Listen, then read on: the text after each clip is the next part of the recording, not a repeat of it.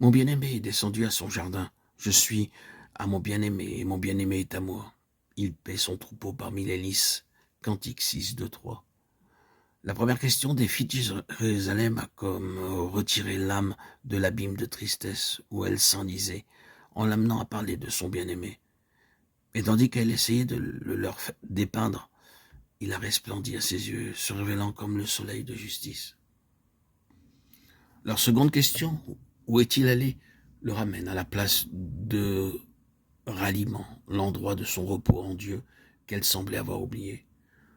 Pourquoi s'être lamentée de son absence et lui avoir envoyé des messages par des tiers, quand, en définitive, il était allé à son jardin?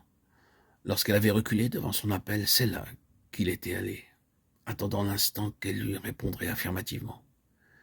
Elle croyait qu'il s'en était allé, qu'il était parti. Il avait simplement voilé sa présence pour lui faire comprendre le danger qu'il y a à retenir ce qu'il demande.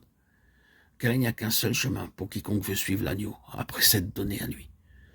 Effectivement, elle a fait la douloureuse expérience qu'il en coûte bien plus de faillir à la communion qu'il attend que de le suivre, et que la peine la plus amère est celle de l'avoir attristé. Mon bien-aimé est descendu à son jardin. Il paie son troupeau parmi les lys de sa propre vie. Je suis à mon bien-aimé. Mon alliance avec lui n'a pas été rompue. Lui ne change pas. En lui ne se trouve ni variation, ni ombre de changement. Il me possède, le Seigneur de gloire est mien. L'âme se repose maintenant avec Christ en Dieu. Elle n'essaye plus de retenir le bien-aimé comme elle l'avait fait en remontant du désert. Cantique des Cantiques 3-4. Elle ne dit pas non plus « je l'ai trouvé ». Elle se repose simplement sur le Dieu fidèle qui ne change pas. Pour un peu de temps, elle le croyait parti, mais elle l'a revu et elle sait qu'il n'a pas abandonné un seul instant. Dès lors, elle demeurera dans son amour. Et elle peut répéter avec l'apôtre: je suis pleinement persuadé que ni la mort, ni la vie, ni les choses présentes, ni les choses à venir, ni puissance, ni hauteur, ni profondeur, ni aucune autre créature, rien ne pourra me séparer de l'amour de Dieu qui est en Christ Jésus, mon Seigneur. Romains 8, 38, 39. C'est là ce qu'il faut apprendre pour demeurer inébranlablement en Christ, dans le sein du Père. Aller de ci, de là, en quête du Seigneur. Le chercher implique qu'on se croit séparé, éloigné, qu'on n'a pas encore eu la révélation de l'union avec lui.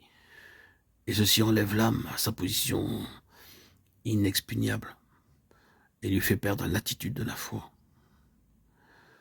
Si un nuage s'élève entre l'âme rachetée et son Seigneur parce qu'elle a manqué de quelque manière à faire ce qu'il demande, ou même parce qu'elle l'a contristé de façon consciente, qu'elle refuse le désespoir, qu'elle ne se mette point à rechercher fiévreusement son bien-aimé, bien plutôt qu'elle se repose sur la promesse de son amour immuable, sans changement, qu'elle se retire en lui par la foi, pour être purifiée sous l'aspersion du sang du propitiatoire, que tout son être se recueille dans le silence, le calme et une absolue confiance.